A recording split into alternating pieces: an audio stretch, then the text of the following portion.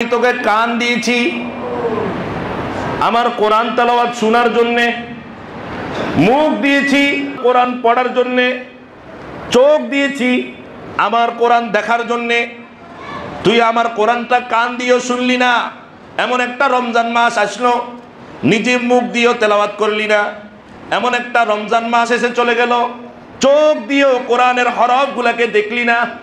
আল্লাহ তাআলা নিজেই কোরআনুল কারীমের মধ্যে বলেন, ওয়ানাহশুরুহুম ইয়াওমাল কিয়ামাতি আলা উজুহিহিম উময়ান ওয়া বুকমান ওয়া সুম্মা। নাউযুবিল্লাহ বলেন, আরো জোরে বলেন নাউযুবিল্লাহ। এই সকল ব্যক্তিকে আল্লাহ হাসরের ময়দানে উঠাবেন। এমন অবস্থায় হাসরের ময়দানে উঠাবেন, তার কান বধির থাকবে, কান দিয়া কিছু শুনবে না। এমন অবস্থায় হাসরের ময়দানে তাদেরকে উঠাবেন। বুকমান, তার এরকম ভাবে মুখে কথা থাকবে না, বোবা থাকবে, বোবা। এমন অবস্থায় হাসরের ময়দানে উঠাবে। উময়ান, তার চোখ এরকম ভাবে অন্ধ থাকবে, চোখ বন্ধ, মুখ বন্ধ, কান বন্ধ। এমন অবস্থায় তাকে হাসরের ময়দানে উঠানো হবে। আজকের এই দিনটি, আজকে 21শে ফেব্রুয়ারি 2025। আজকের এই দিনটি ঐতিহাসিক একটি দিন। এই জন্য আলোচনার শুরুতে বলবো, মাতৃভাষা দিবস উপলক্ষে 1952 সালে যারা সংগ্রামে অংশগ্রহণ করেছিলেন, আজকে আমরা তাদেরকে অত্যন্ত শ্রদ্ধা এবং সম্মানের সাথে স্মরণ করছি। সালাম, বরকত, জব্বার সহ যারা শহীদ হয়েছেন তাদের জন্য দোয়া করি, আল্লাহ তাআলা তাদেরকে জান্নাত নসিব করেন এবং শাহাদাতের মর্যাদা নসিব করেন। সকলে বলি আমিন। আবার আজকের এই দিনটি 21শে শাবান। আর মাত্র 8 থেকে 9 দিন বাকি আছে। 8-9 দিন পরে হবে মাহে রমজান।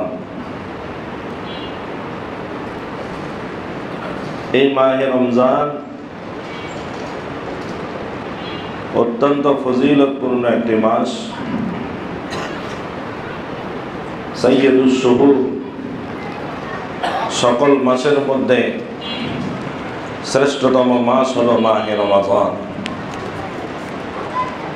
মাহে রমজান আমাদের নিকট রহমত, বরকত, মাগফিরাত এবং নাজাতের হাদিয়া নিয়ে আমাদের নিকট অতি শীঘ্রই আগমন করবে।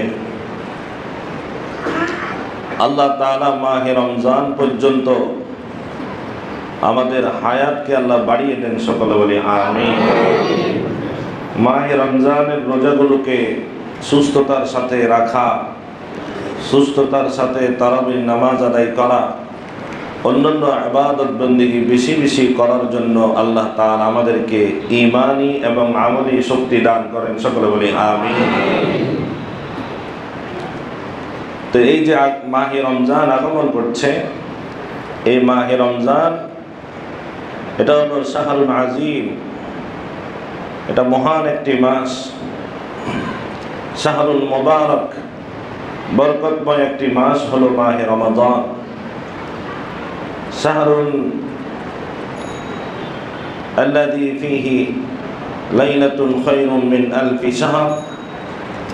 মাহে রমজান এমন একটি মাস, যেই মাসের মধ্যে এমন একটি রাত্রি আছে, যেই রাত্রির ইবাদতের ফজিলত হাজারো মাসের ইবাদতের চেয়েও আল্লাহর দরবারে বেশি। সুবহানাল্লাহ।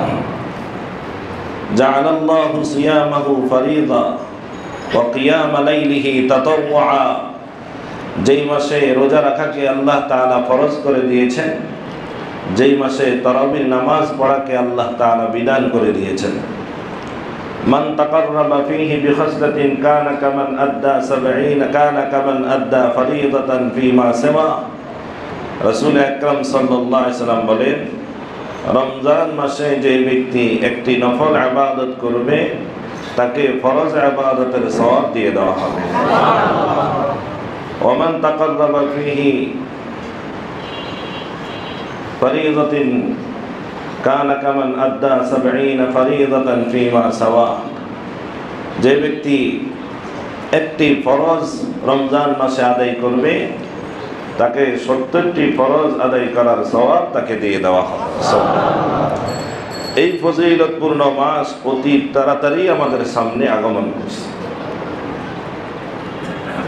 মাহে রমজান এত সম্মানিত মাস কেন হয়ে গেল? মাহে রমজান এত মর্যাদাপূর্ণ মাস কেন হলো? কোরআনুল কারীমের মধ্যে আল্লাহ তাআলা এই ব্যাপারে স্পষ্টভাবে বলেন, শাহরু রমাদানাল্লাযী উনজিলা ফীহিল কুরআন। আল্লাহ তাআলা বলেন, মাহে রমজান হলো এমন একটি মাস যেই মাসে আমি কোরআনুল কারীমকে নাযিল করেছি। সুবহানাল্লাহ। এই কোরআনুল কারীমকে আল্লাহ তাআলা মাহে রমজানে নাযিল করার কারণে মাহে রমজান অনেক দামি হয়ে গেছে। মাহে রমজান আল্লাহর দরবারে অনেক সম্মানিত মাস হয়ে গেছে। আবার রমজানের কোন তারিখে কোন রাত্রিতে কোরআনকে নাযিল করেছেন? আল্লাহ তাআলা বলেন, ইন্না আনজালনাহু ফি লাইলাতিল কদর। মাহে রমজানের কদরের রাত্রিতে আমি কোরআনুল কারীমকে নাযিল করেছি। এই জন্য ওই কদরের রাত্রিটাও দামি হয়ে গেছে। সুবহানাল্লাহ।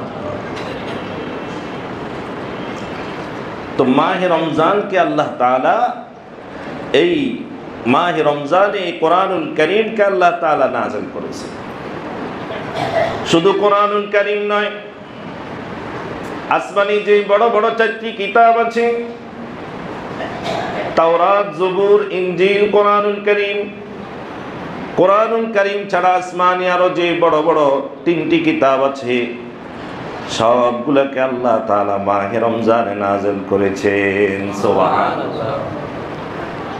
যেমন হাদিস শরীফের মধ্যে আছে, মুফাসসিরিনে কেরাম এবং মুহাদ্দিসিনে কেরাম বলেন, হযরত মুসা আলাইহিস সালাতু ওয়াস সালামের উপর আল্লাহ তাআলা যেই তাওরাত কিতাব নাযিল করেছেন, বা মুসা আলাইহিস সালাতু ওয়াস সালামকে যেই তাওরাত কিতাব দান করেছেন, এই তাওরাত কিতাব আল্লাহ তাআলা মাহে রমজানের 6 তারিখে আল্লাহ তাআলা মুসা আলাইহিস সালাতু ওয়াস সালামকে দান করেছে। 6 রমজান। এবং আসমানি আরেকটি কিতাব ইনজিল। এই ইনজিল কিতাবকে আল্লাহ তাআলা হযরত ঈসা আলাইহিস সালাতু ওয়াস সালামের উপর নাযিল করেছেন। আল্লাহ তাআলা মাহে রমজানের 12 তারিখ মতান্তরে 13 তারিখে এই ইনজিল কিতাবকে ঈসা আলাইহিস সালাতু ওয়াস সালামকে দান করেছেন। সুবহানাল্লাহ। আরেকটি কিতাব হলো জাবুর। এই জাবুর কিতাবকে আল্লাহ তাআলা মাহে রমজানের 12 তারিখ মতান্তরে মাহে রমজানের 18 তারিখে আল্লাহ তাআলা হযরতে দাউদ আলাইহিস সালাতু ওয়াস সালামকে দান করেছেন। সুবহানাল্লাহ। আর ইন্না আনজালনাহু ফি লাইলাতিল কদর। আর এই কোরআনুল কারীমকে আল্লাহ তাআলা কদরের রাত্রিতে নাযিল করেছেন। সুবহানাল্লাহ। তাহলে বোঝা গেল আল্লাহ তাআলার আসমানি কিতাবগুলোর সাথে মাহে রমজানের একটি অন্যতম সম্পর্ক আছে।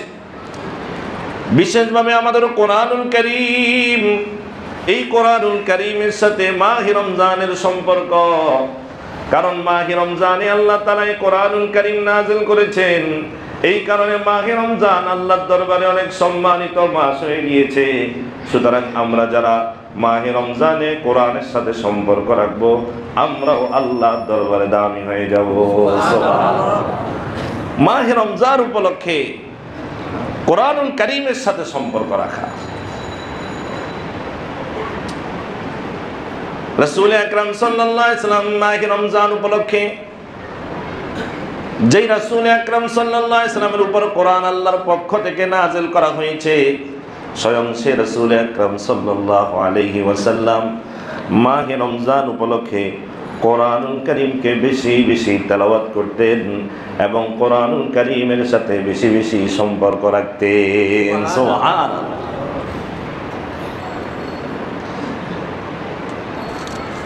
যেমন রাসূল আকরাম সাল্লাল্লাহু আলাইহি ওয়াসাল্লামের কলিজার টুকরা মেয়ে হযরতে ফাতেমাতুজ জোহরা রাদিয়াল্লাহু তাআলা আনহা বলেন, আন্না আবাহা আখবারাহা আন্না জিবরাইল আলাইহিস সালাতু ওয়াস সালাম কানা ইউআরিদুহুল কুরআন কুল্লা আমিন মাররাতান ওয়া আন্নাহু আরিদাহু ফি আমি ওয়াফাতিহি মাররাতাইন। বুখারী শরীফের হাদিসের মধ্যে আছে হযরতে ফাতেমাতুজ জোহরা রাদিয়াল্লাহু তাআলা আনহা বলেন, আমার আব্বা অর্থাৎ রাসূল আকরাম সাল্লাল্লাহু আলাইহি ওয়াসাল্লাম আমাকে এই হাদিসটা বর্ণনা করেছেন যে প্রতি রমজানে আল্লাহ তাআলা হযরতে জিবরাইলকে দিয়ে আমি নবীর উপর পুরা কোরআনুল কারীম এক একবার করে আল্লাহ তাআলা নাযিল করেন। সুবহানাল্লাহ। এমনি তো রমজান মাসে আল্লাহ তাআলা লোহে মাহফুজ থেকে দুনিয়ার আসমানে কোরআনুল কারীমকে একসাথে নাযিল করেছেন। এরপরে রাসূল আকরাম সাল্লাল্লাহু আলাইহি ওয়াসাল্লামের 23 বছর জিন্দেগি যখন যতটুকু দরকার তখন ততটুকু আল্লাহ নাযিল করেছেন। বাকি প্রতি রমজানে হযরত জিবরাইল আলাইহিস সালাতু ওয়াস সালাম রাসূল আকরাম সাল্লাল্লাহু আলাইহি ওয়াসাল্লামের কাছে পুরা কোরআন নিয়ে চলে আসতেন। সুবহানাল্লাহ। রাসূল আকরাম সাল্লাল্লাহু আলাইহি ওয়াসাল্লাম আরো বলেন, কিন্তু যেই বছর আমার ইন্তেকাল হয়ে যাবে ওই বছর হযরত জিবরাইল আলাইহিস সালাতু ওয়াস সালাম পুরা কোরআনুল কারীম আমার উপর 2 বার নাযিল করেছেন। সুবহানাল্লাহ। আমার কাছে পুরা কোরআন নিয়ে হযরত জিবরাইল চলে আসতেন। জিবরাইল এসে কি করতেন? বুখারী শরীফের হাদিসের মধ্যে আছে, ওয়া কানা জিবরাইল ইয়ালকাহু ফি কুল্লি লাইলাতিন মিন রমাযান ফায়ুদারিসুহু আল কুরআন। হযরত রাসূল আকরাম সাল্লাল্লাহু আলাইহি ওয়াসাল্লাম বলেন, হযরত জিবরাইল আলাইহিস সালাতু ওয়াস সালাম রাসূল আকরাম সাল্লাল্লাহু আলাইহি ওয়াসাল্লামের নিকট রমজানের প্রতি রাতে আসতেন, পুরা কোরআনুল কারীম নিয়ে রাসূলের দরবারে আসতেন। এসে রাসূল আকরাম সাল্লাল্লাহু আলাইহি ওয়াসাল্লামকে কোরআনুল কারীম মাহে রমজানে রাত্রিতে রাসূল সাল্লাল্লাহু আলাইহি ওয়াসাল্লামকে হযরত জিবরাইল আলাইহিস সালাতু ওয়াস সালাম কোরআনুল কারীম তেলাওয়াত করে শুনাইতেন, আর রাসূল আকরাম সাল্লাল্লাহু আলাইহি ওয়াসাল্লাম তেলাওয়াত করে হযরত জিবরাইলকে শুনাইতেন। কোরআনুল কারীম পুরা রাত রাসূল আকরাম সাল্লাল্লাহু আলাইহি ওয়াসাল্লাম জিবরাইলের সাথে কোরআন তেলাওয়াতে মগ্ন থাকতেন। পুরা রমজান মাস রাসূল আকরাম সাল্লাল্লাহু আলাইহি ওয়াসাল্লাম হযরত জিবরাইলকে শুনাইতেন, হযরত জিবরাইল আলাইহিস সালাতু ওয়াস সালাম রাসূল সাল্লাল্লাহু আলাইহি ওয়াসাল্লামকে শুনাইতেন। সুবহানাল্লাহ বলেন, আরো জোরে বলেন না সুবহানাল্লাহ। এইভাবে হযরত সাহাবায়ে কেরাম মাহে রমজান উপলক্ষে কোরআনের সাথে বেশি সম্পর্ক রাখতেন। হযরত আনাস রাদিয়াল্লাহু তাআলা আনহু বলেন, ইনকাব্বু আলাল মাসাহিফি ফাকরাউহা। মাহে রমজান যখন চলে আসতো তখন হযরত সাহাবায়ে কেরাম এই কোরআন নিয়ে ব্যস্ত থাকতেন এবং এই কোরআনুল কারীম তেলাওয়াত করতেন। হযরত উসমান রাদিয়াল্লাহু তাআলা আনহু, হযরত তামিম দারি রাদিয়াল্লাহু তাআলা আনহু তো পুরা রাত্রিতে কোরআনুল কারীম পড়তে পড়তেই তারা সাহারির সময় করে ফেলতেন। সুবহানাল্লাহ। শুধু তাই নয়, হযরত সাঈদ ইবনে জুবাইর রাদিয়াল্লাহু তাআলা আনহুর ব্যাপারে আছে, খাতমাতান ফি কুল্লি রাকাতিন ফিল কাবা। হযরত সাঈদ ইবনে জুবাইর রাদিয়াল্লাহু তাআলা আনহু রাত্রিবেলা কাবা শরীফের ভিতরে নামাজ পড়ার জন্য দাঁড়াতেন, আর এক এক রাকাতে কোরআনকে এক একবার করে খতম করে ফেলতেন।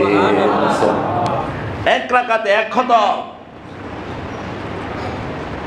পুরা রাত্রে কোরআনুল কারীম তেলাওয়াত করতেন নামাজের মধ্যে, আর নামাজ পড়তে পড়তে প্রত্যেক রাকাতে এক একবার করে তারা কোরআনুল কারীমকে খতম করে দিতেন। সুবহানাল্লাহ। আর আমরা এখানে তো অনেক আছি পুরা জিন্দেগি তো এক খতম করতে পারি নাই। কি বলেন, আছে না নাই? আছে। আর একটু জোরে বলেন, আছে না নাই? আছে। পুরা জিন্দেগি তো এক খতম কোরআন করতে পারে নাই।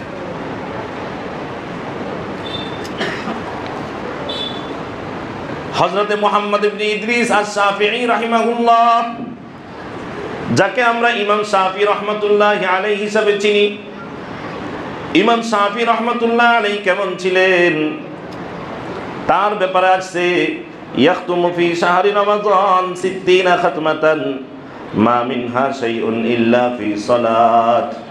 ইমাম শাফি রাহমাতুল্লাহি আলাইহি মাহে রমজানে পুরা রমজান মাসে তিনি 60 বার কোরআনুল কারীমকে খতম করতেন। সুবহানাল্লাহ। 60 পুরা রমজানে মাহে রমজানে কোরআনুল কারীমকে 60 বার খতম করতেন। তার মানে তিনি দিনে একবার খতম করতেন, রাত্রে আরেকবার খতম করতেন। দৈনিক 2 বার কোরআনুল কারীমকে খতম করে 30 দিনে 60 বার কোরআনুল কারীমকে তিনি খতম করতেন। আরো বলা হয় এবং তারাবির নামাজে আরো একবার খতম করতেন। সুবহানাল্লাহ। 61 বার।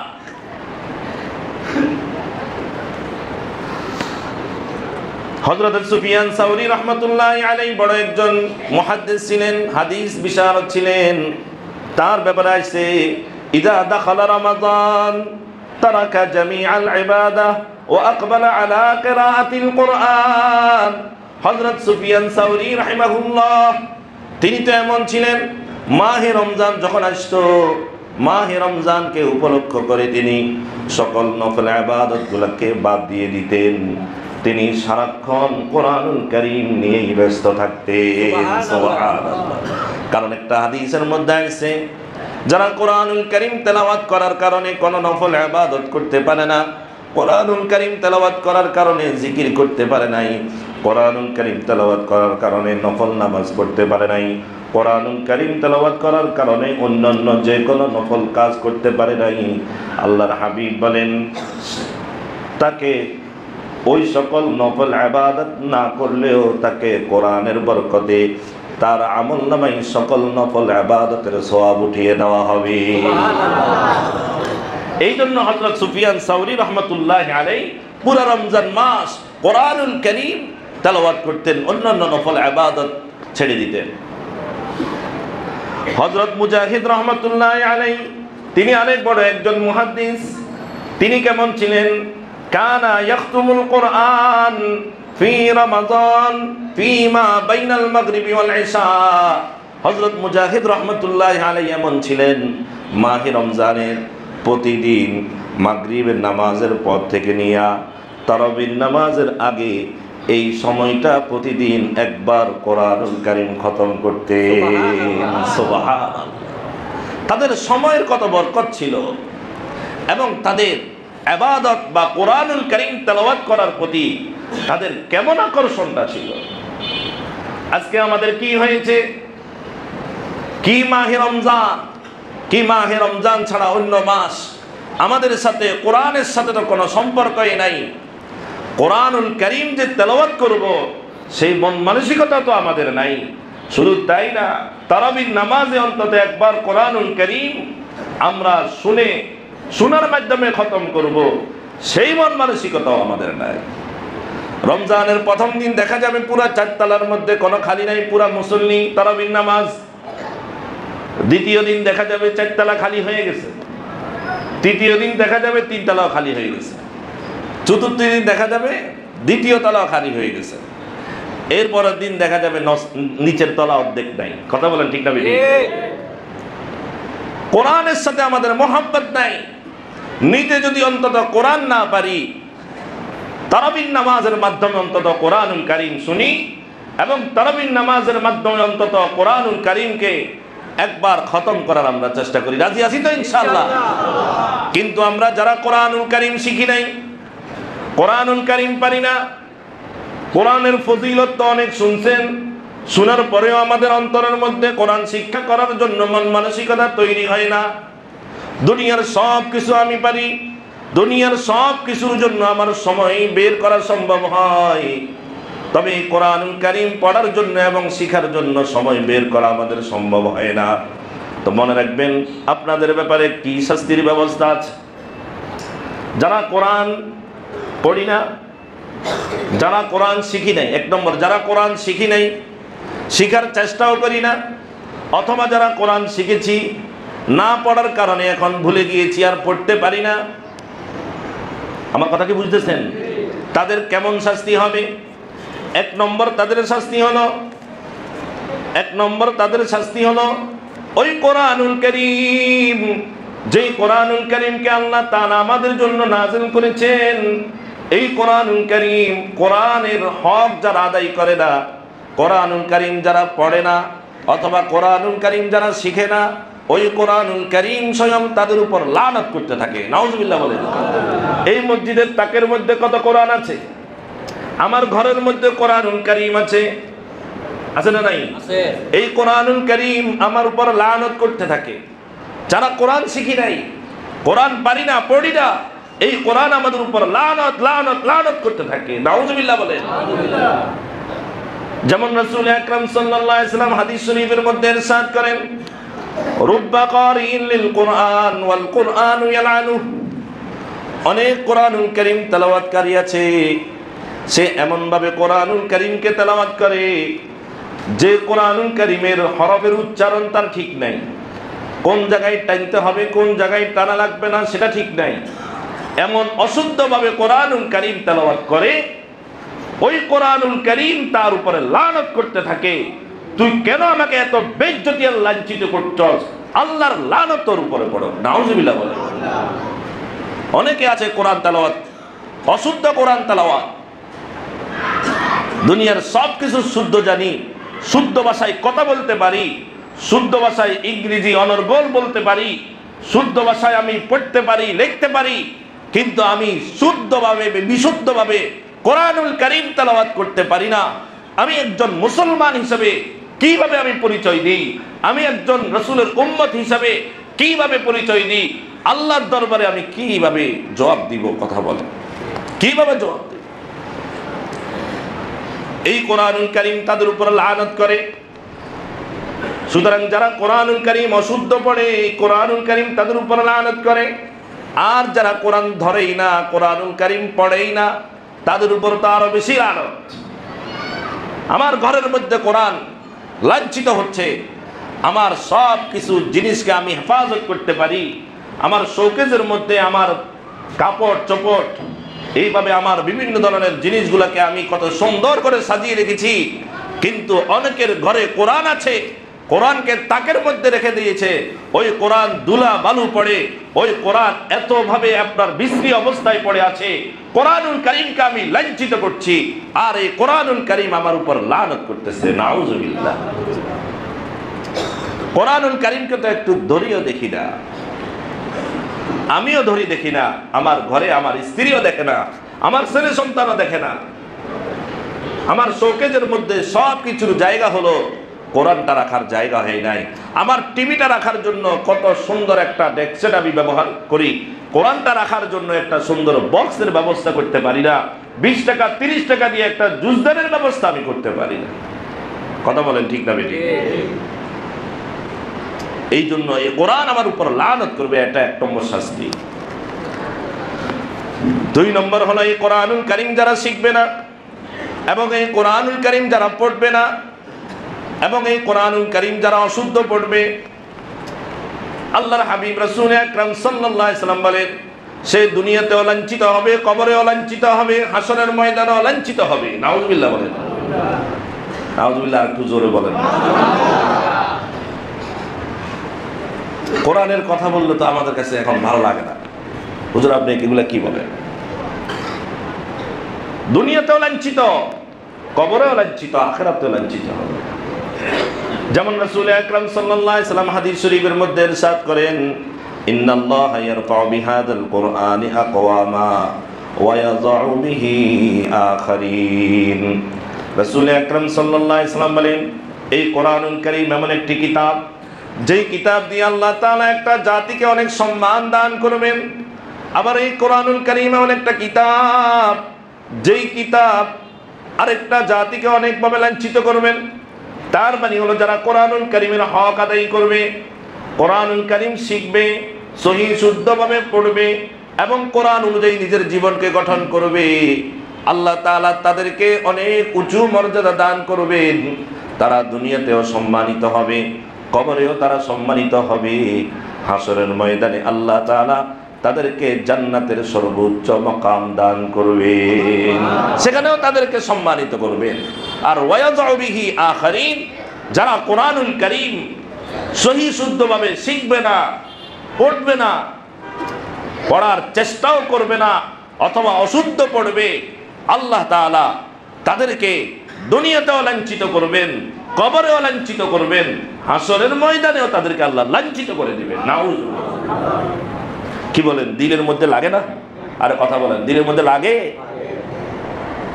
কার কার দিলে একটু লাগে বলেন তো দেখি। আয় আল্লাহ আমাদের অন্তরে কোরআনের মহব্বত জাগ্রত করে দেন।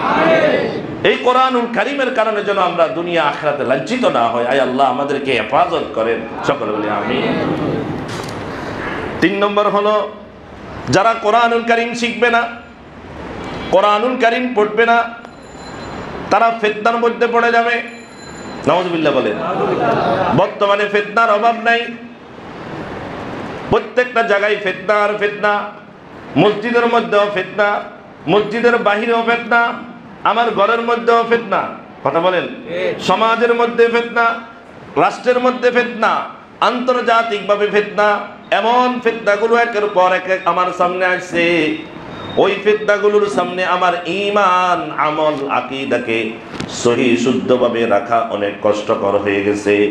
রাসূল আকরাম সাল্লাল্লাহু আলাইহি ওয়াসাল্লাম হাদিসে বলেছেন, আখিরি জামানায় এমন একটা সময় আসবে যে সময় হাতের তালুর উপর যেইভাবে আগুনের কয়লা রাখা, জ্বলন্ত কয়লা রাখা কঠিন হবে, ওই সময় ঈমান, আকীদাকে হেফাজত করা তার চেয়েও বেশি কঠিন হয়ে যাবে। এমন কঠিন পরিস্থিতি আমাদের সামনে চলে এসেছে, একটু ডান থেকে বাম দিকে তাকালেই ফিতনা, পিছন দিক থেকে সামনের দিকে তাকালেই ফিতনা। চোরের অভাব নাই। কেউ আমার ঈমান চুরি করার জন্য বসে আছে, কেউ আমার আকীদা চুরি করার জন্য বসে আছে, কেউ আমার দ্বীন চুরি করার জন্য বসে আছে, কেউ আমার এরকম ভাবে সুন্নতকে চুরি করার জন্য বসে আছে। এরকম ভাবে অনেক চোর আমাদের চারিপাশে ঘুরপাক করছে, আমাদেরকে বেঈমান বানানোর জন্য, আমাদের আকীদাকে ধ্বংস করে দেওয়ার জন্য। এই সময় আমরা যদি রক্ষা পেতে চাই, কোরআন দিয়ে আমাদেরকে রক্ষা পেতে হবে। আল্লাহর হাবিব বলেন, কোরআন ছাড়া তাদেরকে এই সকল ফিতনা থেকে বাঁচা সম্ভব হবে না। ঠিক। এই জন্য যারা কোরআনুল কারীম পড়ি না, কোরআনুল কারীম শিখি নাই, কোরআনুল কারীম অনুযায়ী নিজের জীবন গঠন করি নাই, যে ব্যক্তি এই কোরআনুল কারীমের উপর নিজের জীবন গঠন করে নাই, ওই ব্যক্তি যে কোনো একটা ফিতনার মধ্যে পড়ে যাবে, যেই ফিতনা তার ঈমান, আকীদাকে ধ্বংস করে দিবে। যেই পরিবারে কোরআন নাই, ওই পরিবার যে কোনো একটা ফিতনার মধ্যে পড়ে যাবে, ওই ফিতনা তাদের পরিবারকে ধ্বংস করে দিবে। যেই সমাজে কোরআন নাই, ওই সমাজ এরকম ভাবে ফিতনার মধ্যে পড়ে যাবে। যে রাষ্ট্রের মধ্যে কোরআন নাই, কোরআনের সংবিধান নাই, ওই রাষ্ট্রটা যে কোনো সময় ধ্বংস হয়ে যাবে। সেখানে ফিতনা সৃষ্টি হবে, ওই ফিতনায় ওই রাষ্ট্রের সকল জনগণ সেই ফিতনার সাথে জড়িত হয়ে যাবে। এই ফিতনা থেকে যদি আমরা বাঁচতে চাই, আমাদের সকলকে কোরআন শিখতে হবে এবং কোরআন জানতে হবে, কোরআন অনুযায়ী নিজের জীবন গঠন করতে হবে। যেমন রাসূল আকরাম সাল্লাল্লাহু আলাইহি ওয়াসাল্লাম হাদিস শরীফের মধ্যে ইরশাদ করেন, নাযালা জিবরাইল আলা রাসূলিল্লাহি সাল্লাল্লাহু আলাইহি ওয়াসাল্লাম। হযরত আব্দুল্লাহ ইবনে আব্বাস রাদিয়াল্লাহু তাআলা আনহু বলেন, একদিন হযরত জিবরাইল আলাইহিস সালাতু ওয়াস সালাম রাসূল আকরাম সাল্লাল্লাহু আলাইহি ওয়াসাল্লামের দরবারে আসলো। আয়েশা বলে, ইয়া রাসূলুল্লাহ, ফাআখবারাহু আন্নাহু সাতাকুনা ফিতান। হযরত জিবরাইল আলাইহিস সালাতু ওয়াস সালাম রাসূলকে বলেন যে, ইয়া রাসূলুল্লাহ, অতি শীঘ্রই আপনার উম্মতের মাঝে অনেক প্রকারের ফিতনা আসবে। ক্বালা ফামাল মাখরাজু ইয়া রাসূলুল্লাহ, ফামাল মাখরাজু ইয়া জিবরাইল। হযরত জিবরাইল আলাইহিস সালাতু ওয়াস সালামকে রাসূল আকরাম সাল্লাল্লাহু আলাইহি ওয়াসাল্লাম বলেন, হে জিবরাইল, ওই ফিতনা যখন আসবে তখন ওই ফিতনা থেকে আমাদেরকে, আমার উম্মতকে কিভাবে তারা সেখান থেকে রক্ষা পাবে, কিভাবে ফিতনা থেকে তারা বের হয়ে আসবে? তখন হযরত জিবরাইল আলাইহিস সালাতু ওয়াস সালাম রাসূলকে বলেন, কিতাবুল্লাহ, এই কোরআনুল কারীম যারা শিখবে, কোরআন পড়বে, কোরআন অনুযায়ী জীবন গঠন করবে, সর্বত্র এই কোরআন অনুযায়ী চলবে, তাহলে তারা ওই ফিতনা থেকে বেঁচে যেতে পারবে। সুবহানাল্লাহ। ফিতনা থেকে যদি বাঁচতে হয়, আমার ঈমান আকীদাকে যদি ঠিক রাখতে হয়, তাহলে এই কোরআন আমাদেরকে শিখতে হবে, পড়তে হবে, জানতে হবে, কোরআন অনুযায়ী জীবন গঠন করতে হবে। 4 নম্বর হলো, এই কোরআনুল কারীম যারা পড়বে না, কোরআন শিখবে না, কোরআন পড়বে না, তাদের অন্তরটা নষ্ট হয়ে যাবে।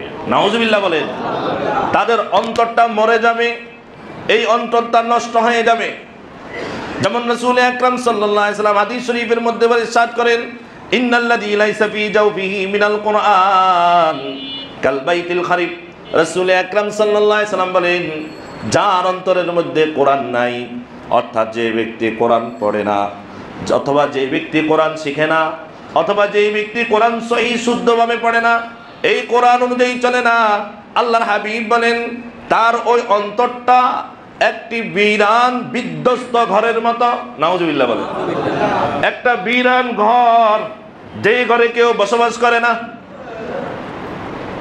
আমার একটা ঘর যদি নাকি কেউ বসবাস না করে, ওই ঘরের মধ্যে জিনের আড্ডাখানা হয়, ওই ঘরের মধ্যে শয়তানের আড্ডাখানা হয়, ওই ঘরের মধ্যে সাপ বিচ্ছুর আড্ডাখানা হয়, ওই ঘরের মধ্যে বিভিন্ন প্রকারের এরকমভাবে আপনার বিষাক্ত প্রাণীর আড্ডাখানা হয়। আমার সেই ঘর ধ্বংসস্তূপে পরিণত হয়ে যায়। ঠিক তেমনিভাবে যার অন্তরের মধ্যে কোরআন থাকবে না, তার অন্তরের মধ্যে শয়তান সেখানে আড্ডাখানা বানাবে, তার ওই অন্তরকে এরকমভাবে জিনের আড্ডাখানা বানাবে, তার ওই অন্তরের মধ্যে বিষাক্ত বিভিন্ন জিনিস এরকমভাবে আড্ডাখানা বানাবে। তার অন্তর দিয়ে ভালো কোনো জিনিস কল্পনা করা যাবে না, তার অন্তর দিয়ে যেটা কল্পনা হবে সেটা খারাপ জিনিসের কল্পনা হবে।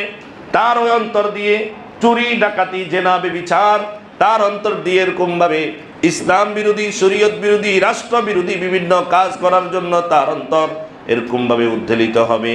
যদি নাকি কোরআন না থাকে, আমার এই অন্তরটা অন্ধকার হয়ে যাবে, তার মৃত্যু হয়ে যাবে। আর যদি নাকি আমার এই অন্তরে কোরআন থাকে, আমার এই কোরআনের কারণে আমার এই অন্তরটা জিন্দা থাকবে। সুবহানাল্লাহ। এই অন্তরটা জিন্দা থাকবে।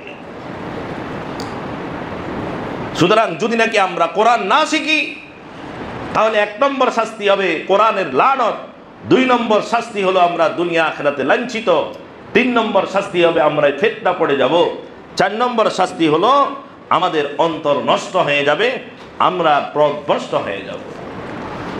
5 নম্বর হলো কঠিন কথা, এই কোরআনুল কারীম যারা শিখবে না, এই কোরআনুল কারীম যারা পড়বে না, এই কোরআনুল কারীম অনুযায়ী জীবন গঠন করবে না, আল্লাহ তাআলা তার জিন্দিগিটাকে এরকমভাবে সংকীর্ণ করে দিবেন।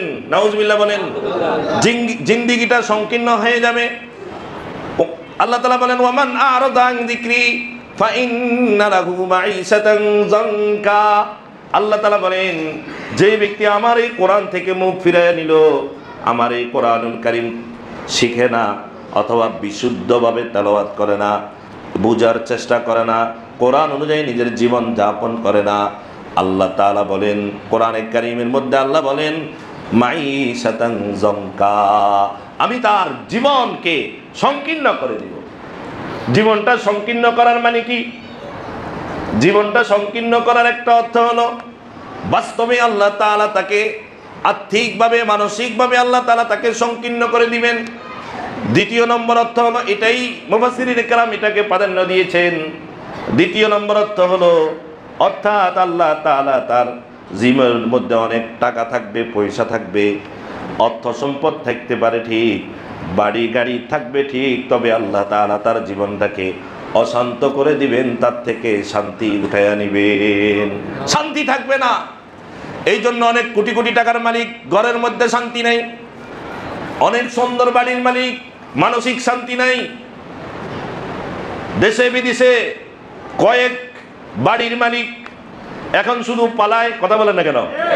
শান্তি নাই, শান্তি থাকবে না। আল্লাহ তো নিজেই বলছেন শান্তি থাকবে না, তার শান্তিকে উঠায় নেওয়া হবে। কারণ সে হয়তো কোরআন শিখে নাই, না হয় এরকমভাবে কোরআন পড়ে না, না হয় নিজে কোরআন অনুযায়ী চলে নাই, অথবা রাষ্ট্রের গুরু দায়িত্ব ছিল কিন্তু কোরআন অনুযায়ী রাষ্ট্র পরিচালনা করে নাই, অথবা রাষ্ট্রের উচ্চ পদস্থ পদে ছিল কিন্তু সেখানে বসে বসে কোরআনের বিরোধিতা করছে, কথা বলে না কেন? আল্লাহ তাআলা এমন ভাবে তাদেরকে ধরা দিয়েছে যে তাদের শান্তি উঠায় নিছে, দুনিয়াতে আর তাদের শান্তি নাই, এখন শুধু পালায়। মনে রাখবে, পালাইবে কতটুকু? যতটুকু তুমি পালাও আল্লাহর আসমানের নিচেই থাকবে, কথা বলেন ঠিক কিনা? আল্লাহর আসমানের নিচেই থাকবে। দুনিয়ার কোন আইন শৃঙ্খলা বাহিনী যদি তোমাকে ধরতে না পারে, কিন্তু আল্লাহর ধরা থেকে তুমি কি পাবে না? রক্ষা পাবে না। মাইশাতান জনকা, 5 নম্বর শাস্তি হলো যারা কোরআন শিখে না, পড়ে না, তাদের জীবনকে আল্লাহ সংকীর্ণ করে দিবেন, অর্থাৎ তাদের শান্তিকে আল্লাহ কেড়ে দিবেন। এটা 3 নম্বর ব্যাখ্যা হলো তাদের জীবনকে সংকীর্ণ করে দেওয়ার আরেকটি অর্থ হলো যারা কোরআনুল কারীম শিখে না অথবা যারা কোরআনুল কারীম সহি শুদ্ধভাবে পড়ে না, আল্লাহ তাআলা তাদের জন্য তাদের কবরকে সংকীর্ণ করে দিবেন। কবরকে সংকীর্ণ করে দিবেন কিভাবে? কবরের ডান পাশ এবং বাম পাশকে একসাথে করে দিবেন, মাথার দিক এবং পায়ের দিককে একসাথে করে দিবেন। কথা বুঝেন নাই? ডান পাশের মাটি আর বাম পাশের মাটি একসাথে করে দিবেন, মাথার দিকের মাটি আর পায়ের দিকের মাটি একসাথে করে দিবেন। আমি সেখানে মাঝখানে থাকবো, তা আমার কি অবস্থা হবে? আমার মাথা চলে যাবে পায়ের দিকে, পা চলে যাবে মাথার দিকে, ডান পাজরের হাত বাম পাজরের সাথে জুড়ে যাবে। এই কঠিন পরিস্থিতি আমার কবরের মধ্যে হবে। এটা হলো ওই সকল ব্যক্তি যারা কোরআন শিখে না এবং যারা কোরআনকে সহি শুদ্ধভাবে পড়ে না এবং যারা এই কোরআন অনুযায়ী নিজের জীবন গঠন করে না। 6 নম্বর হলো আল্লাহ তাআলা বলেন আরো কঠিন, ওয়ানাহশুরুহুম ইয়াউমাল কিয়ামাতি আ'মা। আল্লাহ তাআলা বলেন, বান্দারে আমি তোকে জবান দিয়েছি, তোকে জবান দিয়েছি কথা বলার জন্যে, কান দিয়েছি শোনার জন্যে, চোখ দিয়েছি দেখার জন্যে। এই চোখ দিয়ে তো তুই আমার কত কথা অমান্য করে আমি যেগুলাকে দেখার জন্য নিষেধ করেছি সেই সেগুলাকে দেখেছিলি, কিন্তু এই চোখ দিয়ে তো আমি আল্লাহর কোরআনকে দেখোস নাই। এই কারণে আল্লাহ বলেন, ওয়ানাহশুরুহু ইয়াউমাল কিয়ামাতি আ'মা। যারা কোরআন দেখে নাই, কোরআন পড়ে নাই, যারা এই কোরআন তেলাওয়াত করে নাই, শিখে নাই, হাসরের ময়দানে আল্লাহ তাআলা তাদেরকে অন্ধ বানায়া হাসরের ময়দানে আল্লাহ তাআলা উঠাবেন। নাউজুবিল্লাহ। যারা আমরা কোরআন পারি না, কোরআন শিখার জন্য চেষ্টা করি না, আমি আপনি কোরআন কারীমের এই আয়াত থেকে শিক্ষা নিতে পারি বা আপাতত মেনে নিতে পারি। মৃত্যুর আগে যদি দেখি আমি কোরআন না শিখি অথবা মৃত্যুর আগে যদি এই কোরআনুল কারীম সহি শুদ্ধভাবে না শিখি, হাসরের ময়দানে আমার এই দুই চোখ অন্ধ থাকবে। আল্লাহ নিজে কোরআনে বলেন, অন্ধ অবস্থায় হাসরের ময়দানে উঠব। তখন বান্দা আল্লাহকে বলবে, ক্বালা রাব্বি লিমা হাসারতানি আ'মা ওয়া ক্বাদ কুনতু বাসীরা। বান্দা বলবেন, আয় আল্লাহ, দুনিয়ার জমিনে তো আমি চক্ষুওয়ালা ছিলাম, দুনিয়ার জমিনে তো আমি চোখ দিয়ে দেখতাম। লিমা হাসারতানি আ'মা, কেন আপনি আমাকে আজকে হাসরের ময়দানে অন্ধ বানায়া উঠাইলেন? আল্লাহ তাআলা বলবেন, ক্বালা কাযালিকা আতাতকা আয়াতুনা। আল্লাহ তাআলা বলবেন, হে বান্দা, আমি তোমার কাছে আমার আয়াত পাঠাইছি, আমি তোমার কাছে আমার কোরআনকে পাঠাইছি। তুমি যে চোখ দিয়া কোরআন দেখো নাই, সেই চোখ দিয়া আজকে হাসরের ময়দানে আমাকে দেখবে না। যেই চোখ দিয়া কোরআন দেখো নাই, এই চোখ দিয়া হাসরের ময়দানে তুমি আজকে আমার নবীকে দেখবে না। যেই কোরআন দিয়া চোখ দেখো নাই, এই চোখ দিয়া তোমাকে আমি জান্নাত দেখাবো না। যে চোখ দিয়া দেখে দেখে কোরআন পড়া নাই, এই চোখ দিয়া আমি তোমাকে জান্নাতের নাজ ও নেয়ামত দেখাবো না। এই কারণে আমি তোমাকে অন্ধ বানাইয়া হাসরের ময়দানে উঠাইলাম। নাউজুবিল্লাহ বলেন না? এই শাস্তির কথা যে মুসলমানের অন্তরে লাগবে, সে মুসলমান কি আর কোরআন ছাড়বে? কথা বলেন। আল্লাহ বলবেন, যেই চোখ দিয়া তুমি কোরআন দেখো নাই, সেই চোখ দিয়া তুমি আমি আল্লাহকে দেখতে দিব না, আমার নবীকেও দেখতে দিব না, জান্নাতও দেখতে দিব না, জান্নাতের নাজ ও নেয়ামতও দেখতে দিব না। এই কারণে আমি তোমার চক্ষুকে অন্ধ করে দিয়েছি। এই অন্ধ চক্ষু নিয়ে হাসরের ময়দানে উঠবে। 7 নম্বর হলো ফানাসিতাহা ওয়া কাযালিকাল ইয়াওমা তুনসা। আল্লাহ বলবেন, দুনিয়ার জমিনে তুমি যেমনি ভাবে আমার এই কোরআনকে ভুলেছিলে, কোরআনুল কারীমকে পরোয়া করো নাই, কোরআন শিখো নাই, এই কোরআন থেকে দূরে ছিলে, আল্লাহ তাআলা বলেন ওয়া কাযালিকাল ইয়াওমা তুনসা। আজকে আমি আল্লাহ তোমাকে ভুলে গেলাম। যেইভাবে দুনিয়ার জমিনে তুমি কোরআনের সাথে সম্পর্ক রাখো নাই, আজকে কিয়ামতের ময়দানেও তোমার সাথে আমার কোনো সম্পর্ক নাই। যেইভাবে কোরআনুল কারীমকে দুনিয়াতে তুমি এলাউ করো নাই, আজকে আমিও তোমাকে এলাউ করব না। তোমার সাথে আমার কোনো সম্পর্ক নাই। হাসরের ময়দানে আল্লাহর দয়া ছাড়া কোনো ব্যক্তি জান্নাতে যেতে পারবে না। আল্লাহর দয়া ছাড়া আমাদের নবীও জান্নাতে যেতে পারবে না। সে অবস্থায় যদি আল্লাহ তাআলা আমাকে বলেন তোমার সাথে আমার কোনো সম্পর্ক নাই, আমার জাহান্নামে যাওয়া ছাড়া আর উপায় নাই। কথা বলে ঠিক না বেঠিক? এই জন্য কোরআনের সাথে আমরা সম্পর্ক রাখবো তো ইনশাআল্লাহ, কোরআন পড়বো তো ইনশাআল্লাহ, আরো জোরে বলেন কোরআন শিখবো তো ইনশাআল্লাহ। এরপরে 8 নম্বর, আরো কঠিন, আরো কঠিন। বন্দারে আমি তোকে কান দিয়েছি আমার কোরআন তেলাওয়াত শোনার জন্যে, মুখ দিয়েছি আমার কোরআন পড়ার জন্যে, চোখ দিয়েছি আমার কোরআন দেখার জন্যে, তুই আমার কোরআনটা কান দিয়েও শুনলি না। এমন একটা রমজান মাস আসলো নিজে মুখ দিয়েও তেলাওয়াত করলি না। এমন একটা রমজান মাস এসে চলে গেল চোখ দিয়েও কোরআনের হরফগুলোকে দেখলি না। আল্লাহ তাআলা নিজেই কোরআনুল কারীমের মধ্যে বলেন ওয়ানাহশুরুহুম ইয়াওমাল কিয়ামাতি আলা উজুহিহিম উময়াও ওয়া বুকমাও ওয়া সুম্মা। নাউজুবিল্লাহ বলেন, আরো জোরে বলেন নাউজুবিল্লাহ। এই সকল ব্যক্তিকে আল্লাহ হাসরের ময়দানে উঠাবেন। এমন অবস্থায় হাসরের ময়দানে উঠাবেন তার কান বধির থাকবে, কান দিয়া কিছু শুনবে না। এমন অবস্থায় হাসরের ময়দানে তাদেরকে উঠাবেন। বুকমান, তার এরকম ভাবে মুখে কথা থাকবে না, বোবা থাকবে, বোবা। এমন অবস্থায় হাসরের ময়দানে উঠাবে। উমিয়ান, তার চোখ এরকম ভাবে অন্ধ থাকবে, চোখ বন্ধ, মুখ বন্ধ, কান বন্ধ। এমন অবস্থায় তাকে হাসরের ময়দানে উঠানো হবে। তাও স্বাভাবিকভাবে নয়, হেঁটে হেঁটে হাসরের ময়দানে উঠবে তা না। আলা উজুহিহিম, যারা কোরআন শিখে নাই, কোরআন পড়ে নাই, কোরআন সহি শুদ্ধভাবে শিক্ষার জন্য ব্যবস্থা করে নাই, ব্যবস্থা থাকা সত্ত্বেও পড়ে নাই, হাসরের ময়দানে স্বাভাবিক অবস্থায় সে হাসরের ময়দানে উঠবে না। তার পা থাকবে উপরের দিকে, সে তার চেহারার উপর হাঁটতে থাকবে। কে কে পারবেন চেহারার উপর হাঁটতে? নিজের চেহারা, এই নাক, মুখ, চোখ, এই চেহারা নিচের দিকে থাকবে, পা উপরের দিকে থাকবে। এই অবস্থায় সে হাসরের ময়দানে চলবে। আর এমতো অবস্থা ফেরেশতা তাকে মারবে, আর আওয়াজ করার মতো তার সাহস নাই, কারণ মুখ দিয়ে তার আওয়াজ বের হয় না, মুখ বন্ধ। চোখ দিয়ে দেখে না কে মারছে, কান দিয়ে শোনে না কিভাবে মারছে। তার আওয়াজ যখন নিজেই শুনে না তখন সে চিৎকার করতেও পারে না, তার চোখ দিয়েও দেখে না। এমন কঠিন পরিস্থিতির মধ্যে ওরাই থাকবে যারা কোরআন শিখে নাই, যারা কোরআন পড়ে না এবং সহি শুদ্ধভাবে পড়ে না, নিজের জীবনে বাস্তবায়ন করে নাই, নিজের পরিবারের মধ্যে কোরআনকে বাস্তবায়ন করে নাই, সমাজের মধ্যে বাস্তবায়ন করে নাই, রাষ্ট্র পর্যায়ে বাস্তবায়ন করে নাই। যে যেটার সাথে জড়িত আছি তাদেরকে এই শাস্তির সম্মুখীন হতে হবে।